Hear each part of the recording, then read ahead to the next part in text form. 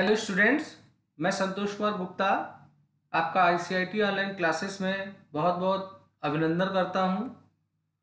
आज का जो मेरा वीडियो होगा वो आपका जावा प्रोग्रामिंग करके होगा। और जावा प्रोग्रामिंग में आज हम लोग सीखने वाले हैं स्विच स्टेटमेंट के बारे में। इससे पहले पिछले वाले ट्यूटोरियल्स में हम लोगों ने इफ स्टेटमेंट्स को सीखा था और उससे संबंधित प्रोग्राम्स बना के उन्हें एग्जीक्यूट करके भी देखा गया था। तो ऐसे ही आज हम लोग पहले चर्चा करेंगे कि स्विच स्टेटमेंट होता क्या है, फिर इसका हम लोग प्रोग्राम बना के देखेंगे। और आज हम लोग जिस आईडी का सहारा लेंगे वो ब्लू जे करके होगा। हम लोग उसी में ही प्रोग्राम चेक करेंगे। तो चलिए पहले बात कर लेते हैं कि स्विच स्टेटमेंट होता क्या है। तो देखिए, स्विच स्टेटमेंट जो होता है ये लगभग कंप्यूटर के जितनी भी भाषाएं आती हैं उनमें आपको ये मिलेगा। ये सी में भी है, सी प्लस प्लस में भी है, पाइथन में भी है, जावा में है ही है। ऐसे पीएचपी कोई भी भाषा आप पढ़ेंगे सब में आपको ये मिलेगा। इसका रोल क्या होता है? इसका रोल ये होता है कि अगर आपने अपने प्रोग्राम में कई अलग अलग उद्देश्यों के लिए प्रोग्रामिंग की है और आप चाहते हैं कि मेरा सारा कोड एग्जीक्यूट नहीं होगा, मैं जिस पर्टिकुलर कोड या प्रोग्राम को मैं एग्जीक्यूट करना चाहूँगा उसके लिए मैं डिमांड करूँगा, चॉइस दूंगा और केवल उतना ही पर्टिकुलर कोड एग्जीक्यूट होगा। तो स्पेशली स्विच स्टेटमेंट कह सकते हैं कि मेनू ड्रिवन प्रोग्रामिंग के लिए होता है। जैसे आप किसी जीयूआई एप्लीकेशन में काम करते हैं तो आपको मेनू बार मिलता है। तो जैसे आपने फाइल मेनू पे क्लिक किया तो एक लिस्ट खुलता है और आपको न्यू, ओपन, सेव, एग्जिट तक बहुत सारे कमांड मिलते हैं। हर कमांड की कोडिंग बैक साइड पे लिखी है और आप उनमें से किसी एक को चुन लेते हैं तो वो पर्टिकुलर काम आपके सामने होता हुआ दिखाई देता है। तो ऐसे ही जब हम कैरेक्टर यूजर इंटरफेस यानी कंसोल पे प्रोग्रामिंग कर रहे होते हैं और वहां हमें मेनू ड्रिवन प्रोग्राम बनाना होता है तो उसके लिए हमें स्विच स्टेटमेंट का प्रयोग करना होता है। हालांकि इफ स्टेटमेंट जो होता है उसमें भी काफी हद तक लगता है कि ये स्विच वाला सारा काम कर लेता है, मगर इफ और स्विच में बहुत ज्यादा मेजर अंतर है। पहला मेजर अंतर ये है कि जो इफ होता है वो मूल्यांकन करता है बुलियन वैल्यू पे, माने ट्रू या फॉल्स। और जो स्विच स्टेटमेंट होता है ये कांस्टेंट पे मूल्यांकन करता है। जैसे उदाहरण के रूप में आपने इफ में लिखा x ग्रेटर देन y, तो जवाब ट्रू आएगा या फॉल्स आएगा, उसके हिसाब से ट्रू और फॉल्स का ब्लॉक एग्जीक्यूट होगा। पर स्विच में आप ग्रेटर देन लेस देन लगाओगे भी तो उसका जो रिजल्ट आएगा 0 या 1 उसे वो ट्रू फॉल्स नहीं मानेगा, उसे वो एक कांस्टेंट मानेगा और उससे जो मैच करता हुआ केस होगा उसी के ही कोड को ये एग्जीक्यूट करता है।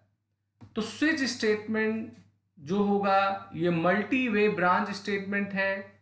ये एक आसान तरीका आपको देता है कि भिन्न प्रकार के आपने कोड रख रखे हैं तो उन्हें आप एग्जीक्यूट कर पाए किसी वैल्यू के ऊपर निर्धारित होके, ना कि कंडीशन के ऊपर। शुरुआत में क्या हुआ था कि हम लोग जो कांस्टेंट बनाते थे, स्विच में जो एक्सप्रेशन लिखते थे वो बाइट, शार्ट और करेक्टर और इंटीजर डेटा टाइप के ऊपर लागू होते थे।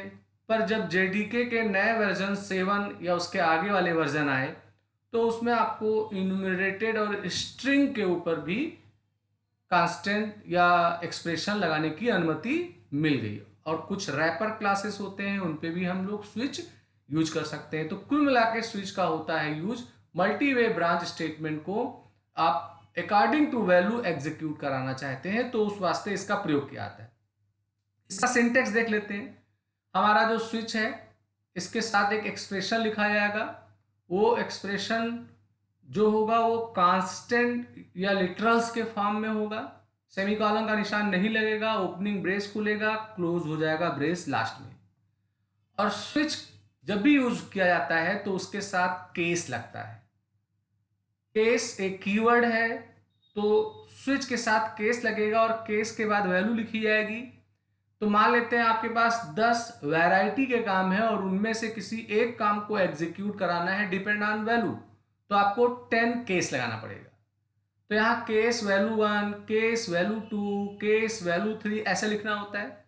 तो इस एक्सप्रेशन का जो वैल्यू होगा वो जो जो जिस केस वाले वैल्यू से मैच करेगा तो उसके अंदर वो प्रवेश होगा और उसके कोड को एग्जीक्यूट कर देगा। और अगर आपने ऐसा कोई कांस्टेंट दिया है जो किसी भी केस के वैल्यू से नहीं मैच कर रहा है तो वो सीधे आ जाता है फिर डिफॉल्ट में। डिफॉल्ट ऑप्शनल होता है। डिफॉल्ट का उद्देश्य ये होता है कि अगर हमारे किसी केस के वैल्यू से मैच नहीं होता है हमारे एक्सप्रेशन का कांस्टेंट वैल्यू, देन उस स्थिति में वो डिफॉल्ट में आ जाता है। और वहीं ब्रेक हमें हर केस के लास्ट में लगाना होता है, हालांकि ये भी कभी कभी ऑप्शनल होता है। अब अगर आपको लगता है कि अगर वो इस केस में आएगा तो इसके कोड को एग्जीक्यूट करेगा और फिर ये बाहर निकल जाएगा, तो मस्ट है कि आप ब्रेक लगाइए। और अगर आप ब्रेक नहीं लगाते हैं तो वो फिर नीचे वाले जो केस होते हैं उनमें भी चला जाएगा और उसके अंदर जो लिखे हुए कोड हैं उनको भी वो एग्जीक्यूट कर देता है। तो किसी किसी विशेष परिस्थिति में हमें ब्रेक को इग्नोर भी करना होता है, जो अभी मैं प्रोग्रामिंग के जरिए आपको दिखाऊंगा। तो ये आता है हमारा स्विच स्टेटमेंट। अब स्विच स्टेटमेंट के संबंधित कुछ रूल्स हैं, कुछ बातें हैं, ये आपको जान लेनी चाहिए। सबसे पहला रूल ये होता है कि इसमें डुप्लीकेट केस वैल्यू की अनुमति नहीं है, कि अगर आपने केस वैल्यू 1 के रूप में मान लेते हैं 1 लिखा, अब आप केस वैल्यू 2 के रूप में फिर 1 लिख देते हैं, तो ये आपको अनुमति नहीं होगी। जितने भी वैल्यूएं होंगी वो भिन्न प्रकार की होंगी केस के साथ जो वैल्यू लिखी आती है। और जो आपने स्विच में वेरिएबल का नाम दिया है अगर वो इंटीजर टाइप का है तो केस के साथ जो वैल्यू दी जाएगी वो इंटीजर होगी। अगर स्ट्रिंग टाइप का आपने वेरिएबल एक्सप्रेशन लिया है स्विच में तो केस के साथ जितनी वैल्यू होगी वो स्ट्रिंग टाइप की होगी, माने डेटा टाइप मैच करना चाहिए केस की वैल्यू और स्विच के साथ जो वेरिएबल आप एज ए एक्सप्रेशन लिखते हैं। आप अपने केस में जो भी बातें लिखेंगे वो कांस्टेंट लिटरल्स के फॉर्म में होंगे, ना कि वेरिएबल के फॉर्म में कि हम उसकी वैल्यू प्रोग्राम एग्जीक्यूशन के टाइम पे बदल पाए। ब्रेक स्टेटमेंट आपको स्विच के अंदर लगाना होगा। ये आपके स्विच के एग्जीक्यूशन को टर्मिनेट करके स्विच से बाहर निकालता है। कभी कभी इसे हमें इग्नोर करना होता है जब हमें लगे कि आगे वाले भी स्विच में वो चला जाए। डिफॉल्ट स्टेटमेंट जो होता है ये ऑप्शनल है। जब कोई वैल्यू किसी केस के वैल्यू से नहीं मैच करती है तो आपका कंट्रोल जो होता है वो सीधे डिफॉल्ट में चला जाता है। तो ये आपका हो आता है कि स्विच स्टेटमेंट क्या है, उसका सिंटेक्स क्या है और कुछ उससे संबंधित अहम बातें हैं जो मैंने आपको यहाँ पे दिखाया। अब हम आप चलते हैं जावा के आईडीई में और इसके प्रोग्राम्स एग्जीक्यूट करके देखा जाए स्विच के बारे में। तो जैसे मैंने कल आपको दिखाया भी था कि ब्लूजे कहाँ से डाउनलोड करेंगे, मैंने डाउनलोड करके लोड कर लिया है। ये मेरे डेस्कटॉप पे इसका एक शॉर्टकट बन के भी आ रहा है, तो आप इसके ऊपर डबल क्लिक करेंगे तो जो ब्लूजे है ये बहुत ही छोटा एप्लीकेशन होता है, ये बहुत क्विक एग्जीक्यूट होता है नेटबीन्स वगैरह के अपेक्षा। तो अगर आप बिगनर हैं, एज ए स्टूडेंट उद्देश्य से आप पढ़ रहे हैं जावा को, तो बेस्ट तरीका होगा कि आप ब्लूजे आईडीई को यूज करिए। और ये भी एक ओपन फ्री सोर्स सॉफ्टवेयर है, इसे आपको कोई पे नहीं करना होता है, कोई परचेज का काम नहीं करना होता है। तो जब आप ब्लूजे को खोलेंगे तो उसकी जस्ट ऐसे स्क्रीन आएगी। मैंने कुछ फाइलें बना रखी थी इसलिए वो दिख रहे थे। तो आपको करना क्या है, अगर आप फर्स्ट टाइम इसमें काम कर रहे हैं तो आप क्या करिए, प्रोजेक्ट में जाइए और आप न्यू प्रोजेक्ट पे क्लिक कर दीजिए। न्यू प्रोजेक्ट पे क्लिक करने पे आप कोई भी एक प्रोजेक्ट का नाम दे सकते हैं। जैसे मैंने यहाँ पे प्रोजेक्ट का नाम ICIT दे दिया और अब जितनी भी जावा की फाइलें बनेंगी वो ICIT नाम के प्रोजेक्ट में बनेंगी और इसका ये लोकेशन भी दिख रहा है, आप इसे चेंज भी कर सकते हैं। मैंने यहाँ ओके कर दिया तो ये मेरा एक प्रोजेक्ट ओपन हो गया ICIT के नाम से। अब आप क्या करेंगे कि जो कोडिंग आप करने का प्लान कर रहे हैं जावा में उसके लिए आप एक क्लास बनाएंगे।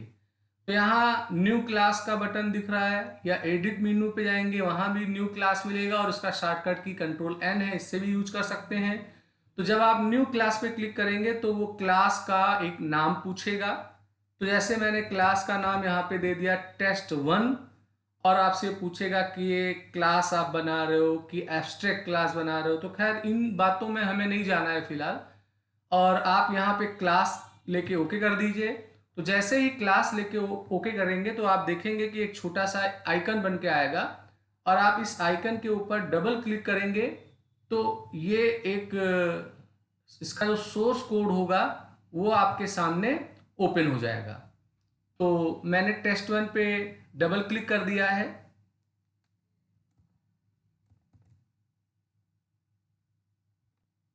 तो जैसे ही आप test1 पे डबल क्लिक करेंगे तो आप देखिएगा कि बाय डिफॉल्ट आपका ब्लू जे अपने तरफ से एक क्लास तैयार करके देगा।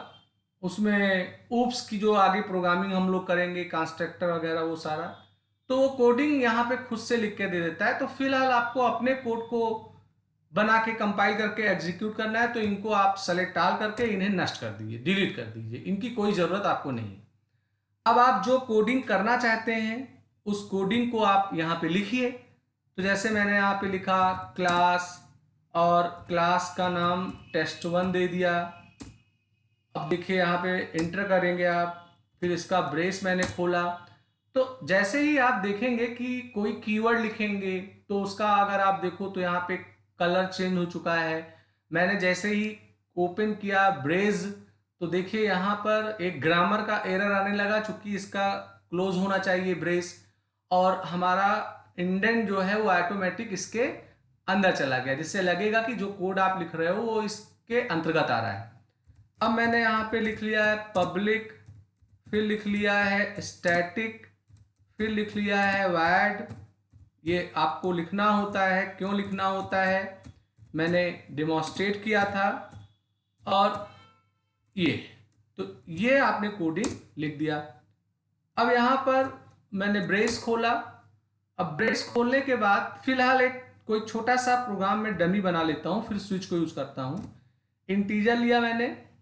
इंटीजर लेने के बाद मैंने यहाँ पे डे इक्वल 1 लिखा, सेमीकॉलन, और यहाँ पर system dot out dot println करा, और यहाँ पर मैंने डे नाम के वेरिएबल को प्रिंट कर लिया।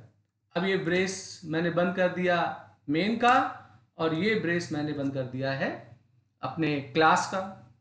तो देखिए ग्रामर का जो एरर आ रहा था, रेड कलर से अंडरलाइन आ रहा था, वो सारे हट गए, क्योंकि सारे कोड हमारे सही लिखे हुए हैं। तो अगर आप कोडिंग में कोई मिस्टेक करेंगे, जैसे मैंने देखिए सेमीकॉलन हटा दिया, तो तुरंत यहाँ पे ग्रामर का एरर आपको दिखने लगेगा। तो ये आपको दिखाता रहेगा। तो कोड जब लिख जाए तो आपको सिंपल यहाँ से इसको कंपाइल कर देना है। तो जैसे ही कंपाइल आप करेंगे तो अगर आपके प्रोग्राम में कोई एरर होगा तो वो आपको सूचित करेगा। देखिए देखिए यहाँ पे एरर फाउंड बता रहा है, और जहाँ एरर है वहाँ पे देखें तो रेड कलर का अंडरलाइन आ रहा है। तो मैंने प्रिंट की स्पेलिंग गलत लिखी थी, और यहाँ पे देखिए हेल्प भी करके वो दिखा रहा है, तो यहाँ मैंने प्रिंट लिख दिया। अब मैं इसे कंपाइल करता हूँ तो यहाँ पे देखिए नो सिंटेक्स एरर करके आ गया। तो जब आपकी कोडिंग लिख जाए तो आप इस स्क्रीन को क्लोज कर दीजिए, और जो आपने क्लास बनाया था उसके ऊपर माउस का राइट बटन क्लिक करिए, और यहाँ पर वाइड मेन जो लिख के आएगा इस पे आप क्लिक कर दीजिए। और क्लिक करने पे ये एक डायलॉग बॉक्स आएगा। फिलहाल यहाँ आपको कुछ नहीं करना है, सिंपल आप ओके कर दीजिए। तो जैसे ही ओके करेंगे तो देखिए मेरे प्रोग्राम का जो रिजल्ट था, मैंने एक वेरिएबल लिया था, उसकी वैल्यू मैंने 1 करी थी, उसी को प्रिंट किया था, तो वो यहाँ पे प्रिंट होके आ जाएगा। और यहाँ एक मीनू भी है, क्लियर कर दीजिए, तो जो आउटपुट आया है वो आपका क्लियर भी हो जाएगा। तो ये एक छोटा सा मैंने प्रोग्राम बना के आपको दिखाया है। तो आप ब्लू जे में इस तरीके से प्रोग्रामिंग को लिखेंगे और उसे कंपाइल करके कैसे एग्जीक्यूट करेंगे वो बात मैंने यहाँ पे दिखाया। और अगर आपको लग रहा है कि नहीं, हमारा जो मैनुअल वाला कॉन्सेप्ट था बिन वाले फोल्डर में फाइल सेव करके खुद ही कंपाइल करना, तो वो आप कर सकते हैं, कोई दिक्कत नहीं। चलिए स्विच के लिए हम एक प्रोग्राम बनाते हैं। तो देखिए मेरा उद्देश्य ये है कि सप्ताह में 7 दिन होते हैं, तो मैं मान लेता हूँ संडे को पहला दिन है और सैटरडे को 7वां दिन है, तो मैं चाहता हूं कि मैं डे का एक इंटीजर वैल्यू दूं, तो उस इंटीजर वैल्यू के अकॉर्डिंग हमारा जावा हमें सूचित करे कि कौन सा दिन है उस दिन। तो देखो यहाँ पे डे की वैल्यू 1 भी हो सकती है, 2 भी हो सकती है, 1 से लेके 7 के बीच हो सकती है। तो ऐसे स्थिति में यहाँ पे क्या करना होगा, आपको स्विच लिखना होगा और स्विच के अंतर्गत आपको डे लिखना होगा और इसके साथ आप नहीं लगाएंगे सेमीकोलन और इसका ओपनिंग ब्रेस आ गया। अब आप लिखेंगे यहाँ पे केस। अब पहला चॉइस क्या है, तो आपको रूल में बताया गया था कि स्विच में जो वेरिएबल होगी उसके जो डेटा टाइप होंगे उसी डेटा टाइप का कांस्टेंट एज ए वैल्यू आपको केस के साथ लिखना होगा। तो चूंकि इंटीजर टाइप का डे है तो वैल्यू भी इंटीजर होनी चाहिए, तो यहां मैंने 1 लिखा। तो 1 होने पे मैं यहां पर एक मैसेज प्रिंट करा देता हूं कि आपका जो दिन है वो कौन सा है, ये आपका संडे, यहां हो गया संडे। तो अगर आप चाहते हैं कि हमारा डे वाला वैल्यू भी प्रिंट हो तो उसको भी मैंने प्रिंट करा लिया। अब आप यहां पे क्या कर देंगे, ब्रेक कर देंगे। ब्रेक का मतलब ये हुआ कि जब हमारा केस 1 का काम होगा तो इसके अंदर जो कोड लिखा है उसे वो एग्जीक्यूट करके और फिर बाहर निकल जाएगा। अब मुझे इसी ही तरीके से 6 केस और बनाने हैं। मैं जल्दी से कॉपी करके पेस्ट करके उन्हें तैयार कर लेता हूं, फिर मैं डिमॉन्स्ट्रेट कर आपको करूंगा।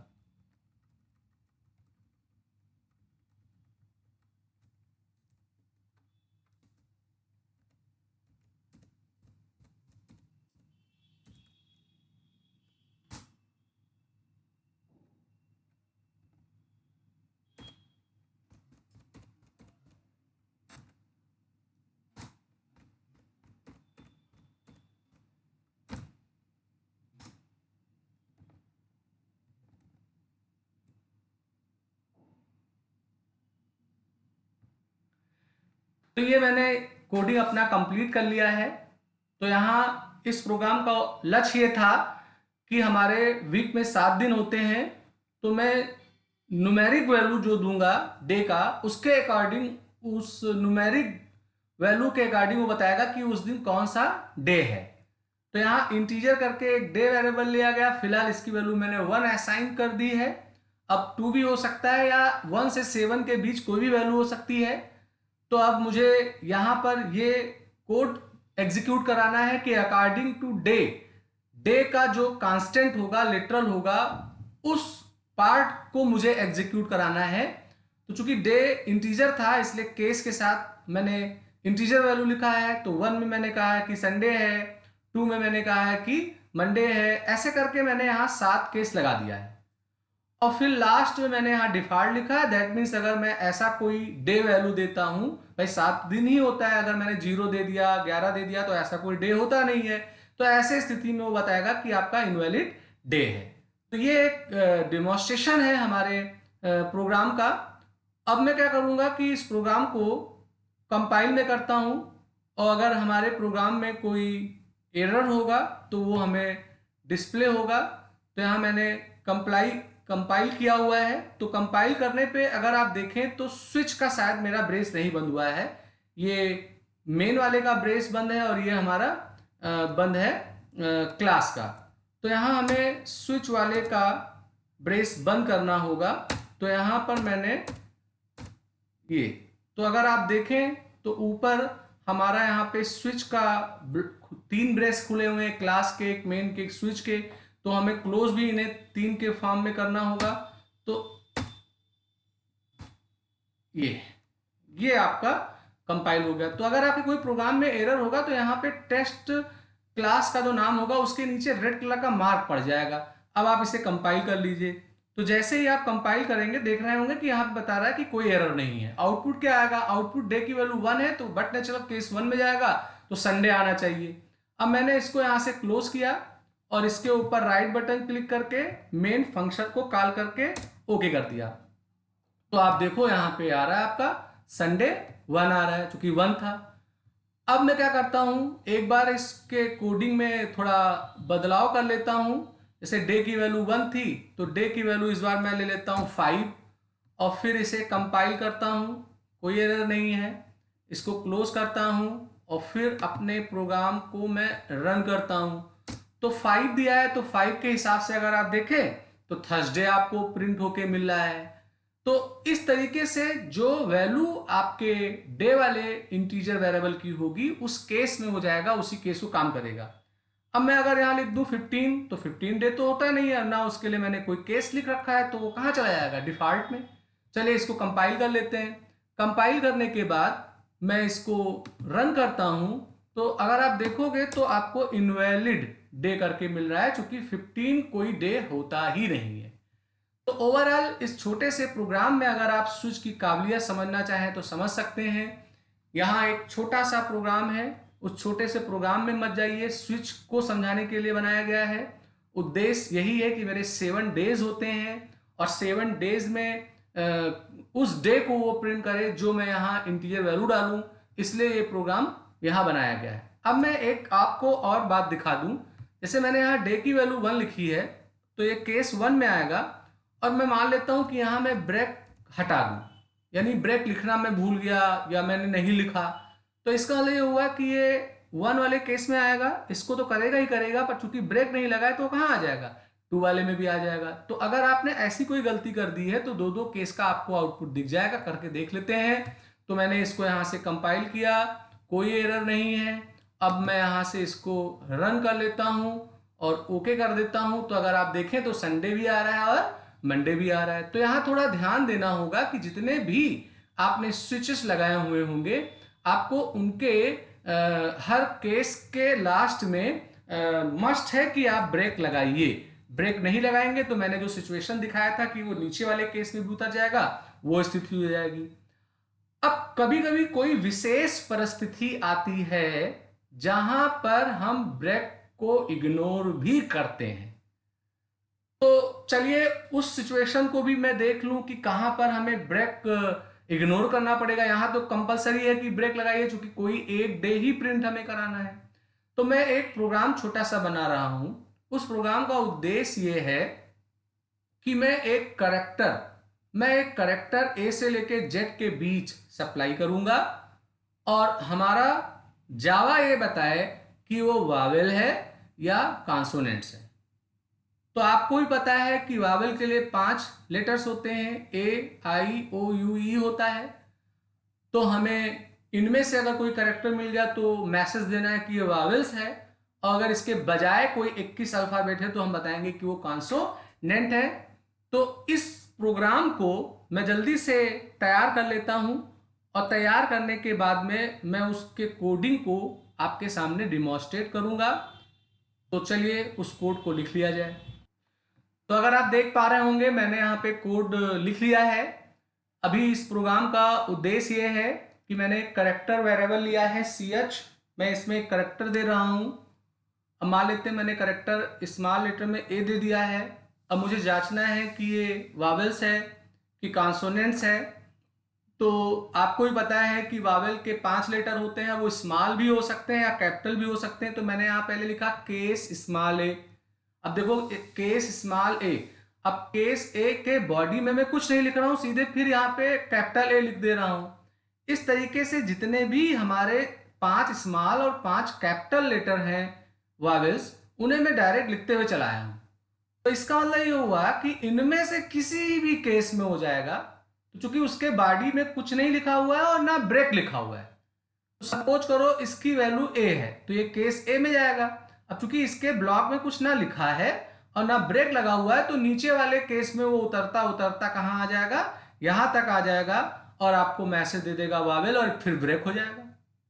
और अगर इन 10 केस में किसी भी लेटर से वो मैच नहीं करेगा तो सीधे कहां आ जाएगा, डिफॉल्ट, और डिफॉल्ट में प्रिंट कर देगा कॉन्सोनेंट। तो यहां देखो आप कि ऐसा सिचुएशन हमारा बना कि हमें यहां पे इग्नोर करना पड़ा किसको, ब्रेक को। और केस लास्ट जो मैंने लगाया है केवल उसी में ब्रेक लगाया गया, क्योंकि इन सारे केस का जो कॉमन मैसेज है वो वावेल है। तो चलिए इस प्रोग्राम को मैं कंपाइल कर लेता हूं। तो मैंने यहाँ कंपाइल किया, कोई एरर हमारा नहीं दिख रहा है। अभी मैं जाऊंगा इसके कोड को मेन मेथड के जरिए रन करूंगा। तो यहाँ रन किया तो देखिए वावेल्स लिख के आ गया, चूंकि ए मैंने दिया था तो ए हमारा वावेल्स है। अब थोड़ा मैं वैल्यू चेंज करके दूं कि वो कोई दूसरे वैल्यू को भी जांचे। तो यहाँ मैंने देखिए